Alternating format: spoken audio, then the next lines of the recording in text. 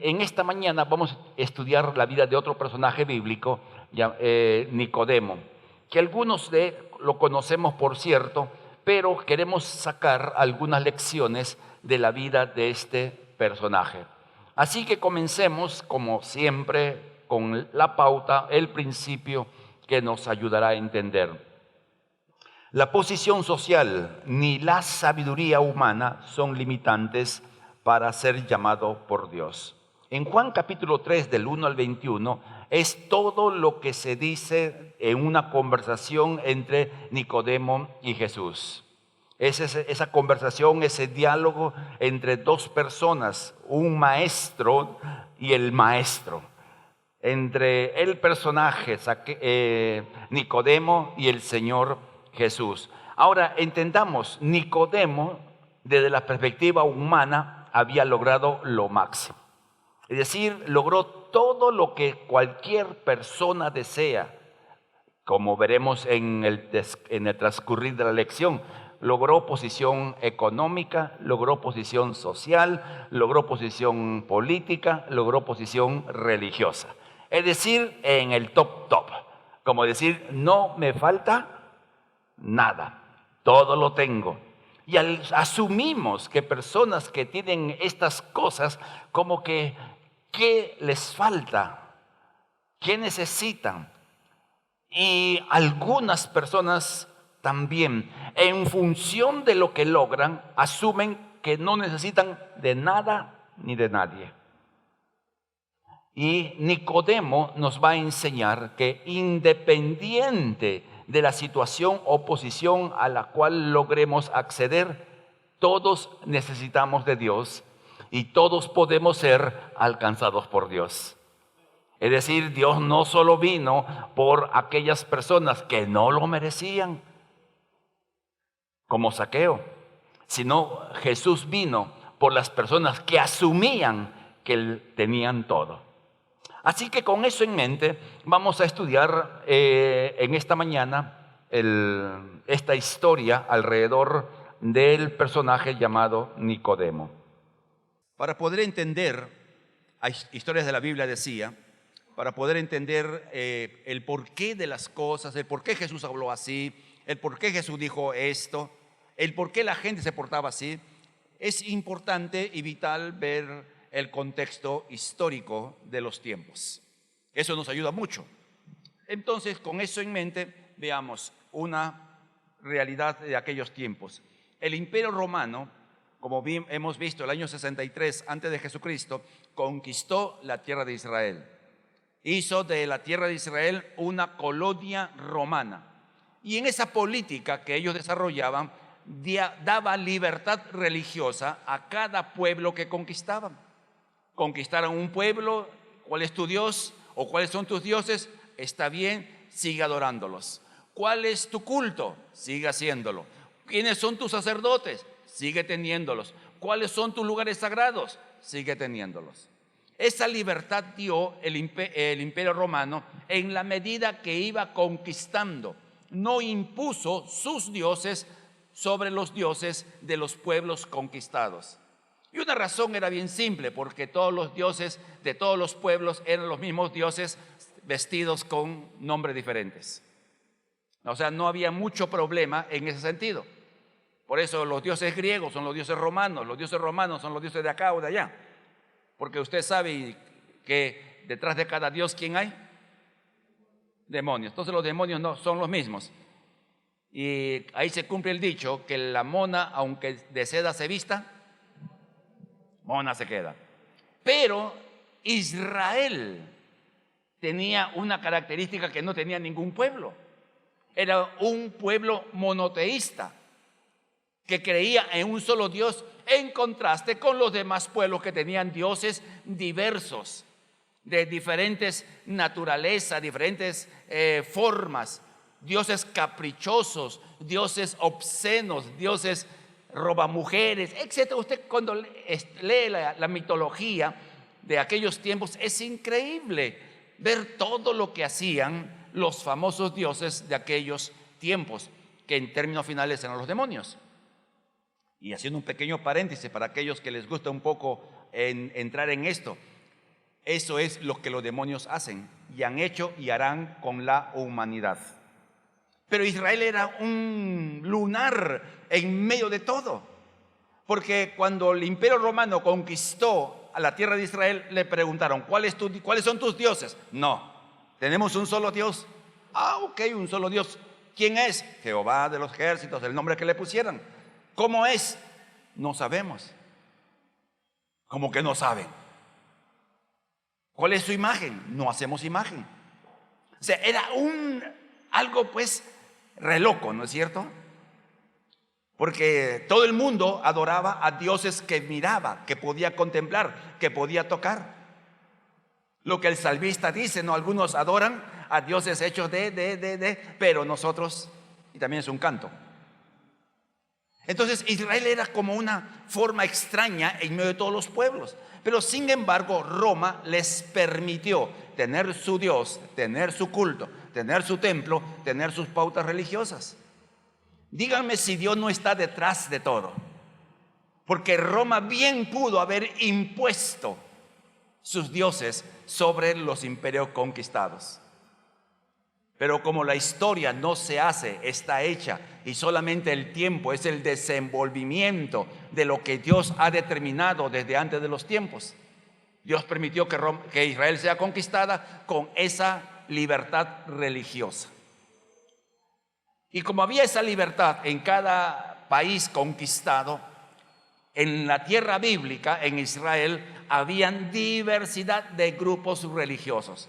Habían grupos religiosos como los celotes, que ellos eran los que llamaríamos hoy día los terroristas, que querían liberarse del poder romano por medio de la violencia y esperaban un Mesías que iba a venir a la tierra y que iba a librar a la tierra de Israel a sangre y fuego.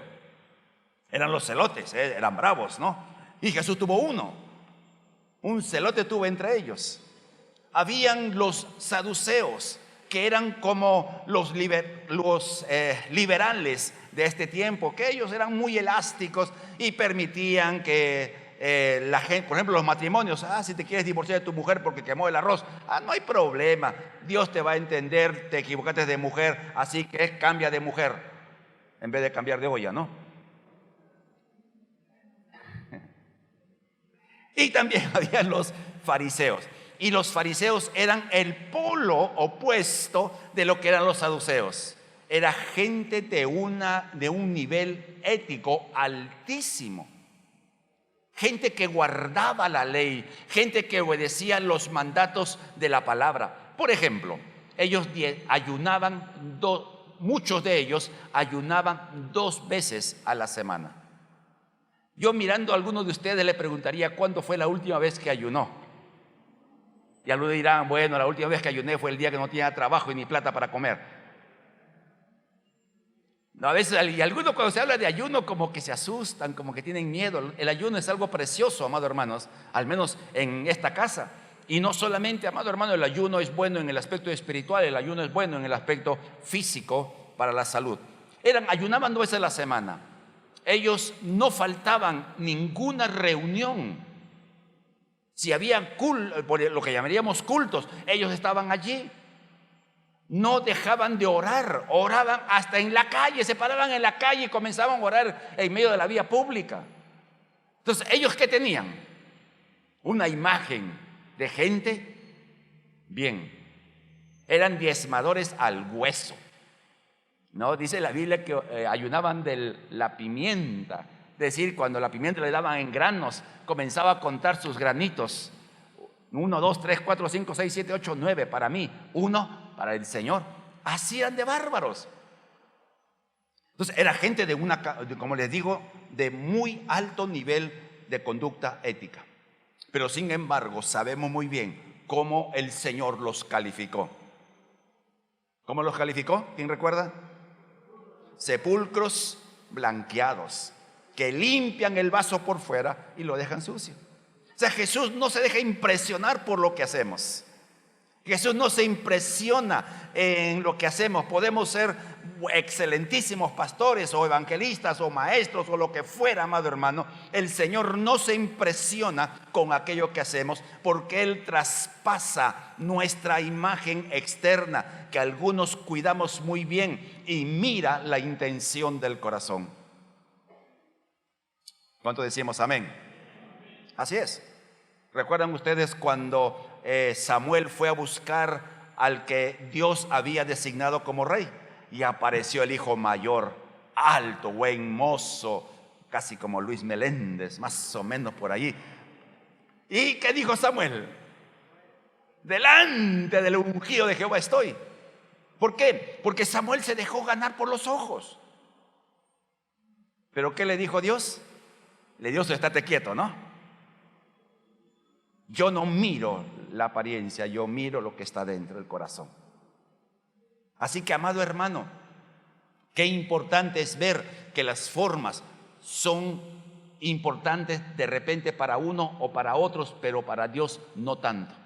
Ahora, si nuestras formas externas están equilibradas con una actitud correcta de corazón, Dios está feliz, si se permite el término. Porque ese es el equilibrio que tenemos que tener. Que si hacemos algo, lo tenemos que hacer con una actitud y un corazón correcto. Es allí cuando Dios dice, aprobado. Como ustedes que hacen su vida seguramente, ¿no? Por favor, anímenme. Me hacen creer que tenemos fariseos. Así que ese era el trasfondo. Veamos ahora a Nicodemo. Nicodemo como fariseo era muy respetado por ser fariseo y por lo que veremos en un momento. Una persona muy respetada. Nicodemo de manera muy especial. Y lo vamos a ver en el desarrollo y el avance de lo que vamos a ir estudiando. Lo primero que vemos es que el Señor Jesucristo lo reconoce como maestro de Israel. Es decir, Él era maestro de maestros. O sea, no era una persona con poco conocimiento, no era una persona que recién calichín, diríamos, que recién está aprendiendo o que estaba en término medio, como por decir ya sé algo. No, Nicodemo había logrado acceder a una posición de superioridad encima de todos los maestros. Por eso se llama maestro de Israel. No se le dice que era uno de los maestros de Israel, porque pensaríamos que habría otro más tan buenos como Nicodemo.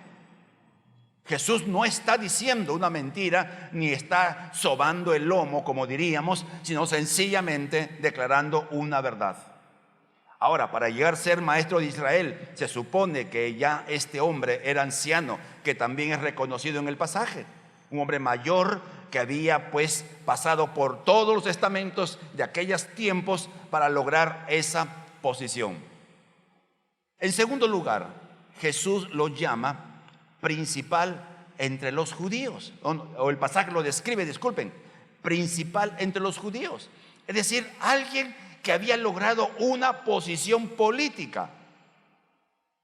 Es decir, miren, amados hermanos, reconocido en toda la nación de Israel y encima un principal, es decir, que entre la gente importante en el aspecto político en aquellos tiempos, ahí estaba Nicodemo, el hombre. Entonces, usted se imagina cuando Nicodemo pasaba por la calle,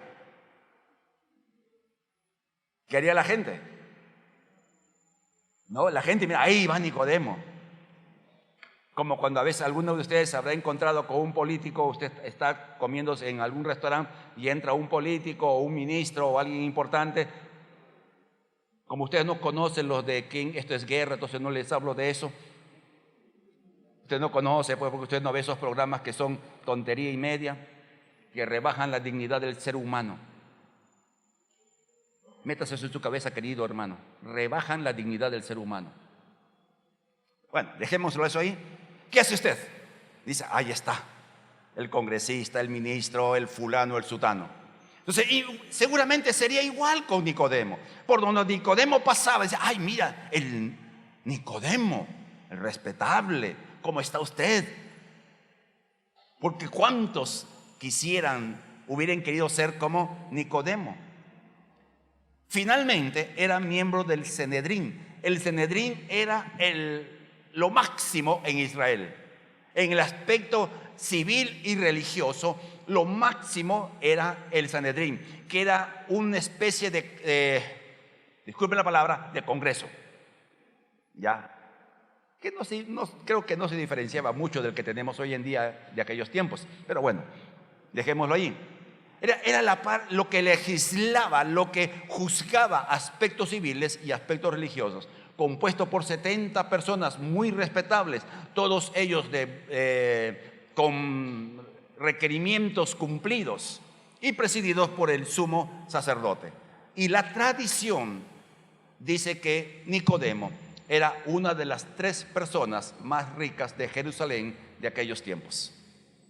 O sea, este hombre había logrado todo lo que un hombre sueña con su vida: posición, poder político, poder económico. Es decir, tiene todo. ¿Cuántas chicas solteras le gustaría encontrar a alguien así? Ni un. Ahí está. Son valientes de decir que sí. Pero saben ustedes, queridas solteras, que esos tipos son quizás el peor candidato. Ya lo bajé del caballo.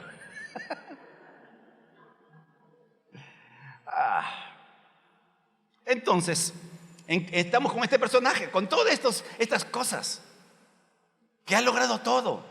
Y uno se pone a pensar, es que la suerte de repente. No, amados hermanos, podemos entender cómo lo logró por el significado de su nombre. Como sabemos, en el sentido bíblico, los nombres no solamente se ponen por casualidad o porque el papá se llama así, etcétera. No, los nombres se ponían en función de la naturaleza, del carácter o de la conducta de quien llevaba el nombre. Y Nicodemo significa conquistador del pueblo. Entonces, ¿esto qué nos indica, amado hermano? ¿Qué nos puede ilustrar respecto a cómo él llegó a la cúspide? A base de esfuerzo, trabajo, de batalla, de todo lo que tuvo que hacer para lograr esa posición. O sea, no es que lo consiguió fácil, tuvo que conquistar, y eso de conquistar implica que hay dificultades, hay adversarios, hay cosas que están delante y que hay que sobrepasar. Amado hermano, entonces este hombre, podríamos decir, es aquel que logró todo en base de su esfuerzo, en base de su habilidad. Y no está mal, amado hermano. La Biblia no condena que uno se esfuerce. Dice la Biblia que en la mano del diligente será prosperado. Es decir, aquel que pone punche, aquel que le pone esfuerzo, aquel que hace las cosas bien, va a ser prosperado. O sea, la Biblia no condena que uno use lo que tiene para lograr superarse y prosperar en absoluto, querido hermano. Así que usted no sea como en algunos lugares se enseña de que uno tiene que ser humilde y que la humildad es sentido de una posición de pobreza o de menosprecio personal. No, amado, usted es un hijo de Dios. Y como hijo de Dios tiene el respaldo divino en el esfuerzo que hacemos. La Biblia, ¿cuántos recuerdan Josué 1:8? 9. Josué, mira que te mando, que dejes que yo haga todo por ti. Así es. Mira que te mando, que te esfuerces y seas muy valiente, porque yo estaré contigo. ¿Cuándo Dios va a estar a nuestro favor? ¿Cuándo? Cuando te esfuerzas. Es decir, cuando le pones punch. Y ser valiente significa el esforzarse por avanzar, implica costos, implica precio que tenemos que pagar. Y muchos renuncian al sueño por el costo. Se acobardan ante el costo. Por eso dice que hay que esforzarnos y a la vez ser valiente. ¿Cuántos esforzados y valientes sabemos acá? Deberían decir todos. Usted es una persona conformista, que con lo que tiene ya, pues así querrá Dios. Miren, algunos tienen lo que tienen porque se han conformado con lo que tienen. No estoy diciendo, amado hermano, y no se malinterprete, de que el que no tiene, amado hermano, el que no puede, está menos que otro. No, amado hermano, en absoluto, en absoluto. Sencillamente, la prosperidad es un asunto de un proceso. No hay otra manera, es proceso. Pero terminemos con Nicodemo en este sentido, un hombre que la batalló, la luchó, la sudó, como decimos en criollo, para lograr su posición que había logrado. Supuestamente no le faltaba nada. Supuestamente tenía todo lo que todo ser humano anhela y sueña en la vida. Pero hay algo que comienza a mostrarnos un lado de Nicodemo. Leamos Juan capítulo 3, versículo 1. Había un hombre de los fariseos que se llamaba Nicodemo, un principal entre los judíos. Este vino a Jesús de noche y le dijo: Maestro o rabí, sabemos que has venido de Dios como maestro, porque nadie puede hacer estas cosas que tú haces si Dios no está con él. Veamos algunos detalles. En primer lugar, vino a Jesús de noche. Y no vino porque tenía vergüenza o porque tenía temor.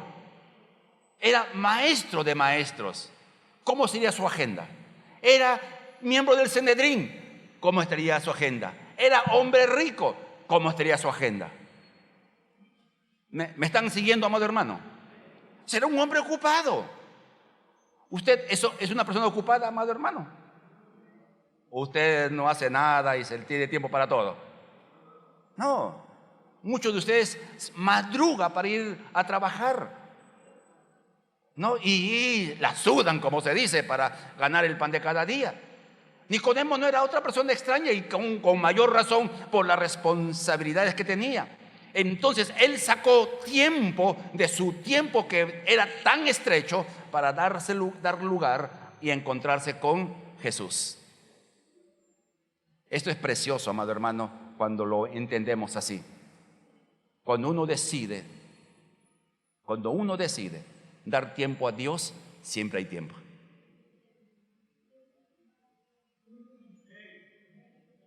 Cuando uno decide, Nicodemo decidió.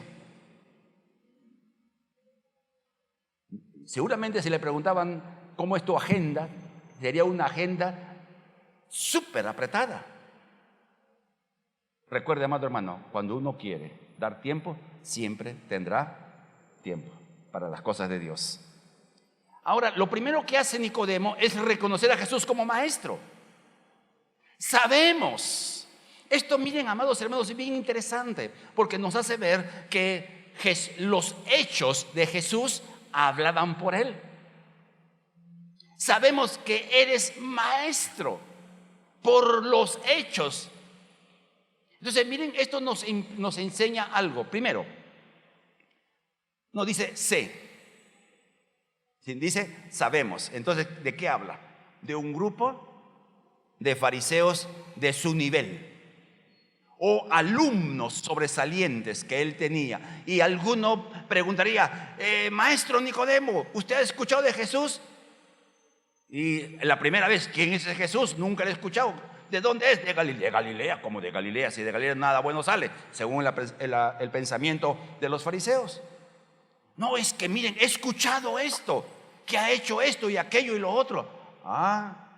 Y de repente otro día otro alumno, y así de repente fue escuchando información de lo que Jesús decía o lo que Jesús hacía o de la gente que seguía a Jesús. Y comenzaron posiblemente a analizar. Nadie puede hacer lo que Jesús hace: sanar enfermos, liberar endemoniados, limpiar leprosos, dar vista a los ciegos, hacer hablar a los mudos, hacer oír a los sordos, etc. Nadie puede hacer si Dios no está con él. Entonces él dice: este hombre, Jesús, es un maestro. Entonces le reconoce. Y es una forma cortés y a la vez reconoce que las obras de Jesús son obras de Dios. Nadie puede hacer lo que tú haces si Dios no está con él. Es decir, reconoce que Jesús es un instrumento de Dios para el bien del pueblo. Porque las obras no se pueden negar. Ahí están los enfermos sanados, los endemoniados liberados, etc. No se podía negar. Entonces, hasta aquí que estamos viendo, Nicodemo, un hombre muy educado, muy formal, que se acerca a Jesús y con una buena presentación como para establecer un diálogo y sencillamente desarrollar una relación de conversación para calmar o reconocer quién era Jesús. La gran pregunta que nos hacemos: ¿por qué Nicodemo quería ver a Jesús? En el tiempo bíblico, para ser rabino, maestro de Israel, no era un asunto fácil. No es que yo quiero ser maestro y ya mañana o pasado era maestro. Había todo un proceso larguísimo que comenzaba desde la niñez de una criatura. Desde la niñez comenzaba.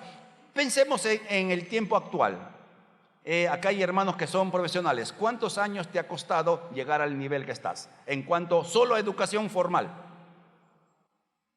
¿No? Antes de la primaria, ¿cómo se llama? Inicial, preinicial, nido, cuna.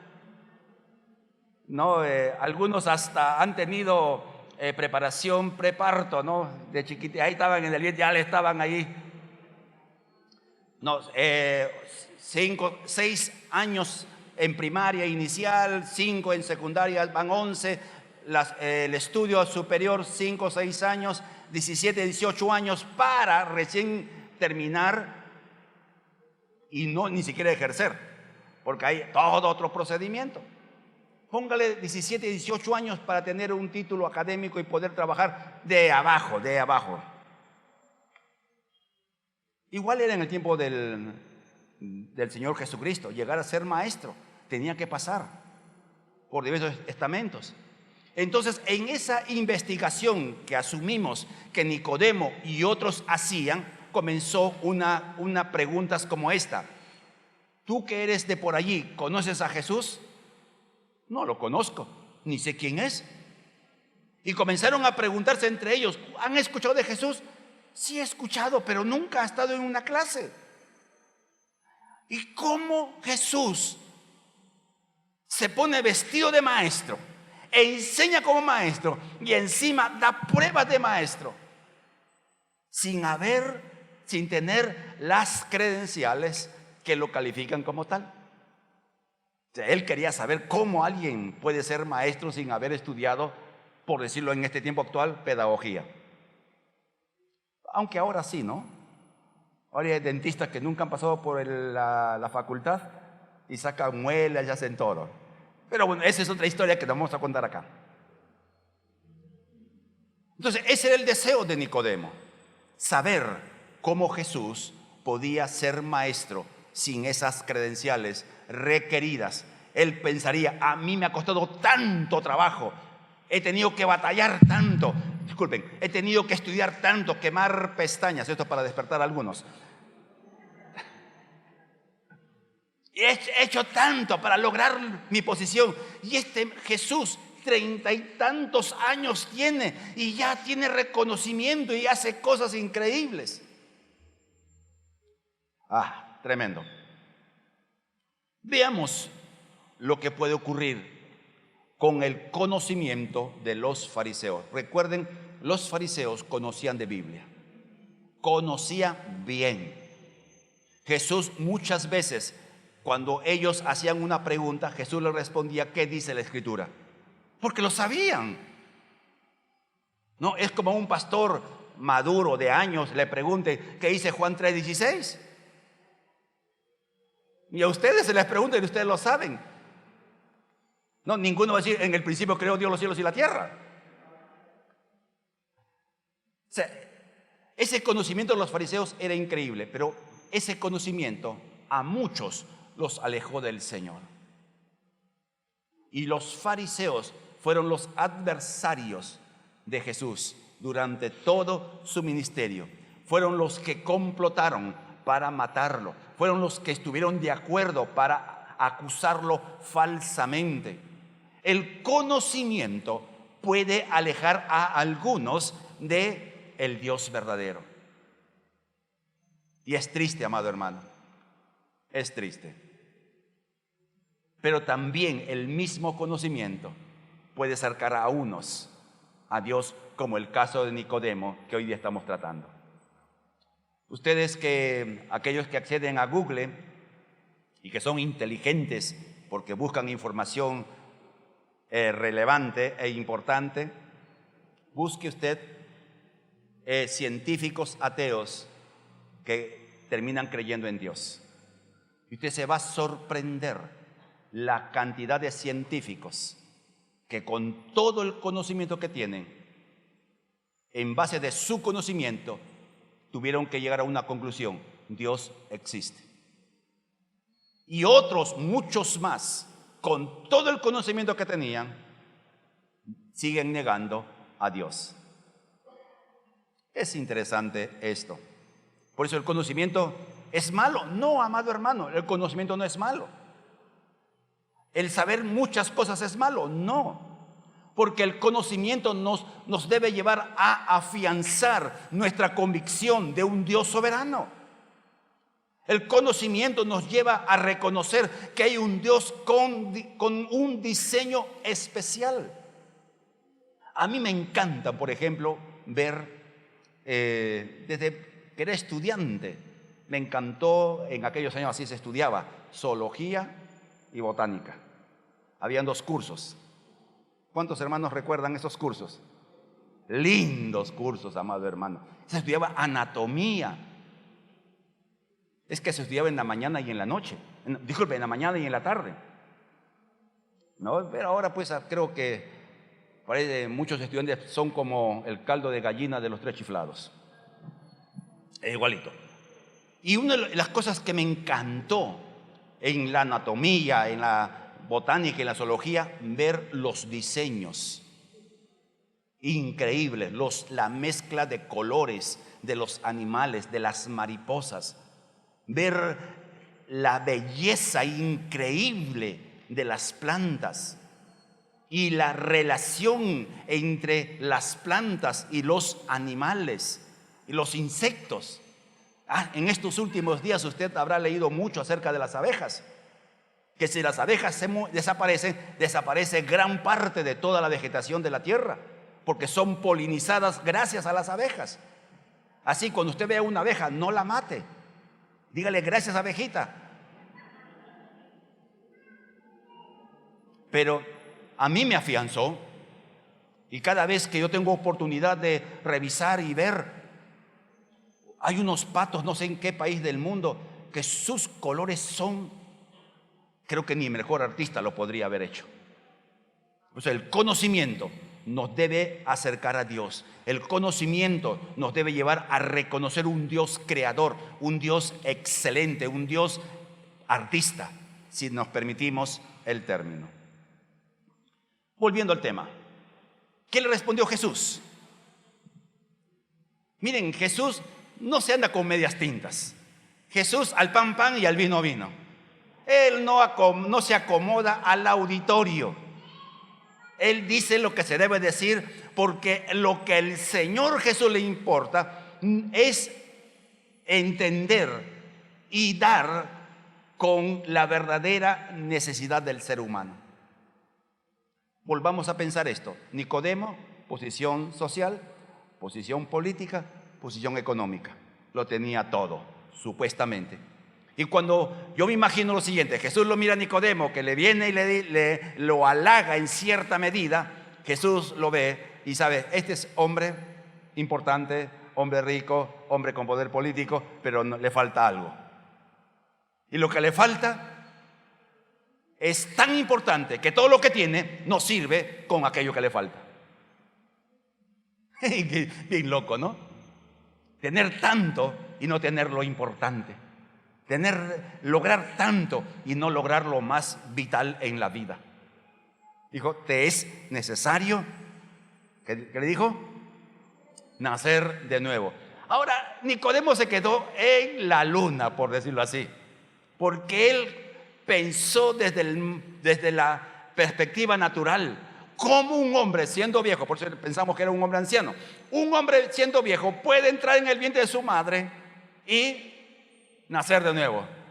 Yo imagino en la versión Luis Meléndez, cabezón le diría Jesús, tú eres maestro de Israel y se supone que debes saberlo. Eso fue un jalón de orejas. O sea, Nicodemo estaba jalado en realidades espirituales 1. Porque si no naces de nuevo, ni siquiera puedes ver el reino de Dios, ni verlo siquiera.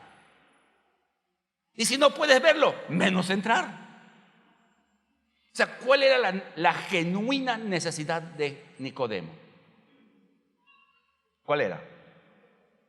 Nacer de nuevo.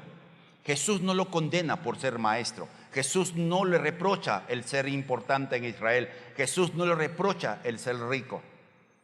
En absoluto. Entonces, Él aprueba tácitamente que uno pueda lograr posición social, posición económica, hasta posición política. Jesús no reprocha eso. Lo que Jesús reprocha o lo que Jesús marca es la verdadera necesidad. Nacer de nuevo. Ahora Jesús lo que hace es explicarle cómo se nace de nuevo. Y comienza poniendo como ejemplo la serpiente que fue levantada en el desierto. Así que todos los que miraban fueran salvos, así aquel que mirara al Señor Jesús sería salvo. Y Nicodemo fue el primero que escuchó el evangelio de Juan, en la versión Juan 3:16. ¿Y cómo es Juan 3:16? Juntos, porque de tal manera amó Dios al mundo que ha dado a su Hijo unigénito para que todo aquel que en Él cree no se pierda, mas tenga vida eterna. Fue el primero que escuchó este mensaje. El amor de Dios, el regalo de Dios y el cómo obtener el regalo de Dios. O sea, Jesús lo puso de una manera tan sencilla que Nicodemo posiblemente dijo, ¿cómo es esto? ¿Cómo se come, diríamos? Miren, amados hermanos, el mensaje del evangelio es muy simple. Muy simple.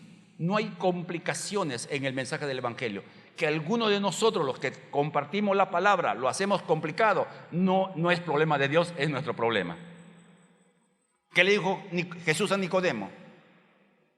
Para que todo aquel que o sea, ¿qué tan difícil es? ¿Qué tan complicado? Ahora uno se pone a pensar, la reunión termina de una manera abrupta, no se dice qué dijo Nicodemo, no se le pone una respuesta, y como que pareciera que la semilla fue sembrada en el corazón de Nicodemo y se perdió. Pero no es así, querido hermano. Avancemos.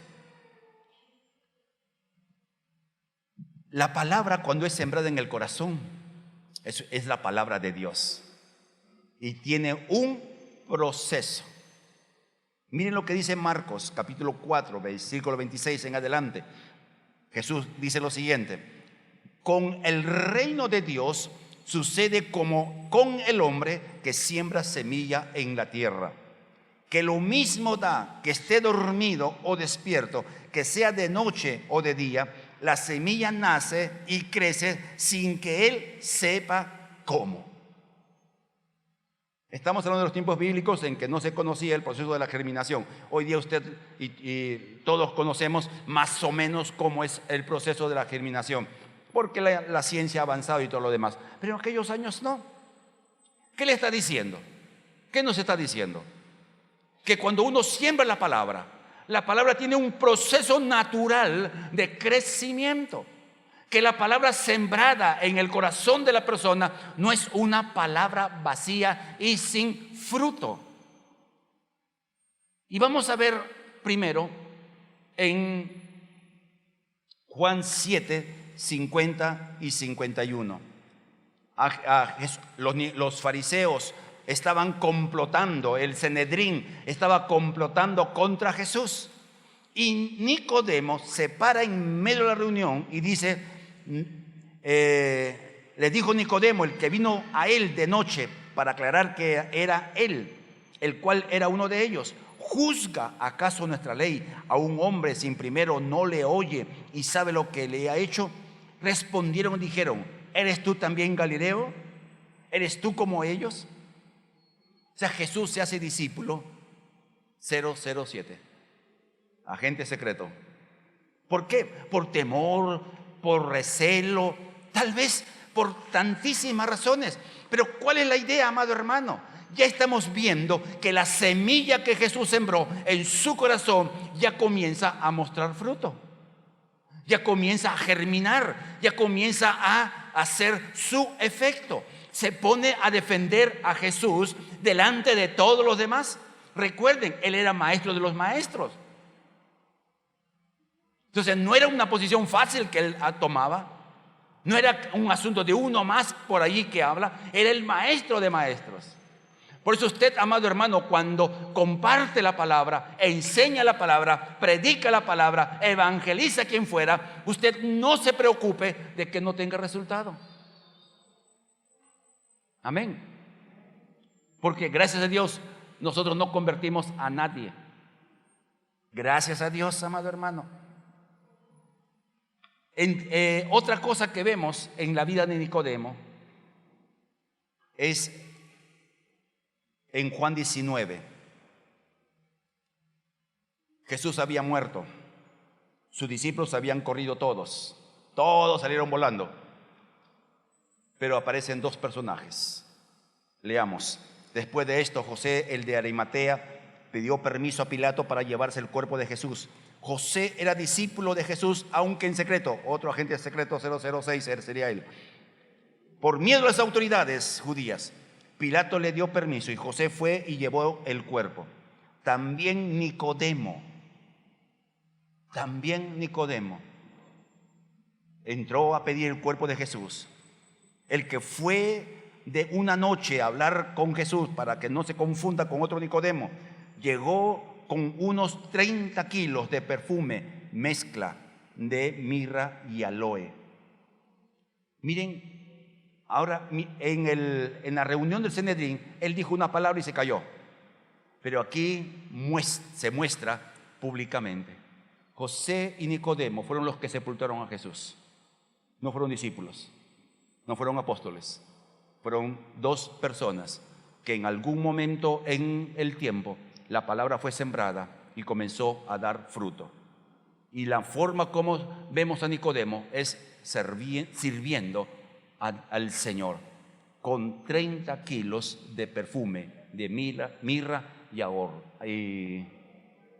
aloe. Gracias. En la primera reunión estábamos preguntando quién conocía cuánto costaba el perfume Chanel número 5. Algunos no saben ni siquiera qué es el Chanel, ¿no? Pero ese perfume es muy carísimo. ¿Alguien tiene una idea cuánto más o menos? Cuesta carísimo. Y viene en pomo chiquito, frasco, envase chiquito. Y es carísimo. Yo recuerdo en los tiempos de antaño, mi mamita tenía su perfume. Ella agarraba una flor blanca que crecía mucho en los jardines. ¿Cómo se llama? Ya me olvidé su nombre. Una flor blanca bonita y bien olorosa. Jazmín. Lo echaba en un pomo y le echaba alcohol. Y lo dejaba macerar. Ese era su perfume. ¿Cuántos han usado agua de azahar como perfume? No, estamos hablando de los hermanos veteranos. Ahí está. Y es rico ese olor. Pero el perfume de mirra y aloe Es como el Chanel 5. Ahora, ¿cuántos llevó? 30 kilos. Usted trate de sacar cuenta cuánto contiene el Chanel 5 y trate de sacar el precio o el costo de 30 litros. O sea, es un dineral. Y ahí vemos, amado hermano, que hay un tiempo en que la semilla da fruto. ¿Cuánto tiempo demora? No importa. ¿Por qué demora tanto? ¿Qué te importa? Pero el asunto está que Nicodemo llegó a ese nivel producto de que una noche escuchó Juan 3:16. Que una noche escuchó que así como Moisés levantó la serpiente, así es necesario que el Hijo del Hombre sea levantado para que todo aquel que en él crea sea salvo. Escuchó eso. No escuchó una explicación larguísima del Evangelio, algo simple y sencillo. Así que, amado hermano, usted es llamado a hacer lo mismo. Y este sábado, usted tiene la oportunidad, este sábado. Algunos hermanos siempre miran estas cajas rojas y están pensando que el pastor se volvió de la culebrita y de que va a sacar la culebra de ahí, ¿no? No, hermano. La caja roja es hacernos recordar que hay una tarea que tenemos que cumplir, que es ir y predicar el Evangelio a toda criatura. Cada vez que usted vea la caja roja, usted tiene que tener esto en claro. Mi tarea es ir y predicar la palabra. Algunos llevando la caja roja, otros acompañando, otros compartiendo persona a persona y otros subiéndose encima de la caja para predicar o para ministrar a las personas. Pero la tarea. Usted no se preocupe, amado hermano, si usted enseña, comparte, testifica a las personas y la persona no quiere aceptar al Señor Jesús. Su trabajo no es convertir a la gente, ni convencer a la gente, ni pelear con la gente. Su trabajo es sembrar. Ese es su trabajo, sembrar la palabra, sembrar la palabra, sembrar la palabra. Y la razón es ¿por qué, amado hermano? Porque hay alguien encargado de hacerla crecer. En 1 Corintios 3, del 6 al 8 dice, yo sembré, dice Pablo. Apolos regó. O sea, dos que trabajan haciendo lo mismo. Pero, ese pero es importante. Pero el crecimiento lo da Dios. ¿Quién hace crecer la semilla sembrada en el corazón de las personas? Es Dios. ¿Quién hizo crecer en el corazón de Nicodemo de escuchar primero, luego tratar de defender y callar y al final manifestarse públicamente? Dios. Por eso dice, así que no cuenta, es decir, no importa ni el que siembra ni el que riega, sino solo Dios, quien es el que hace crecer. El que siembra y el que riega están al mismo nivel. O sea, aquí no es importante si viene el evangelista más renombrado del mundo y al lado está el hermano que recién está dando sus primeros pininos evangelizando. Están al mismo nivel. Según Dios. Según Dios, amado hermano. Aquí está escrito. Están al mismo nivel. Porque nadie puede hacer que la palabra pueda fructificar en el corazón, solo Dios.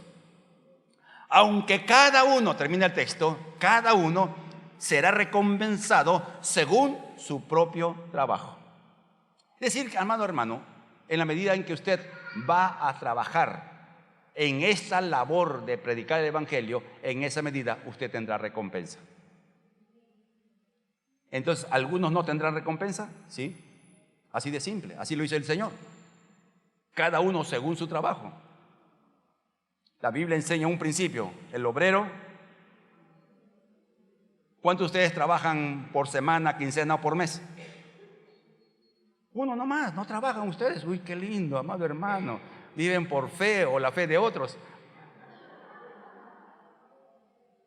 Usted cuando trabaja Y si usted recibe su jornal semanal, ¿qué espera? ¿Qué está esperando el sábado temprano? ¿Ah? ¿Qué espera? El pago, porque ha trabajado. Pero si usted no trabaja todo el día y va el sábado a la hora de pago a pedir su... ¿Qué haría usted? ¿Qué haría él si usted fuera el dueño de la empresa, del trabajo? Lo mandaría a volar, ¿no es cierto? Entonces, algunos de nosotros estamos reclamando un salario a Dios y no hemos hecho nada para Dios. Así que, amado hermano, este sábado esperamos verlos. Amén. Este sábado. Decimos siempre esto. Algunos de nosotros podemos dar dinero y está bien, pero el dinero lo puedes recuperar. Si alguna vez, no va a ocurrir, hermano, no va a ocurrir, ya. Delante de Dios lo digo, no va a ocurrir. Algún día a su pastor se le ocurre decir, todos los hermanos tienen que ofrendar su televisión, porque si no el juicio de Dios caerá. Y entonces algunos de buena gana y otros aterrorizados y otros enojados traerían su televisor, pero lo pueden recuperar. Pero hay algo que uno da y nunca lo recupera, que se llama tiempo. No puedes recuperar el tiempo. Y la mejor inversión de tiempo es haciendo la obra de Dios. No hay mejor inversión. Así que este sábado, querido hermano, usted venga preparado, dispuesto para compartir, ser parte.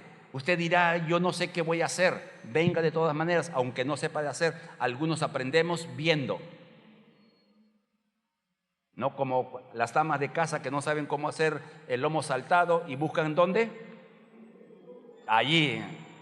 Y le sale un lomo saltado que el que lo come salta. No sé si de alegría o de pena, pero salta. Ah, amados hermanos. Nicodemo es un ejemplo para todos.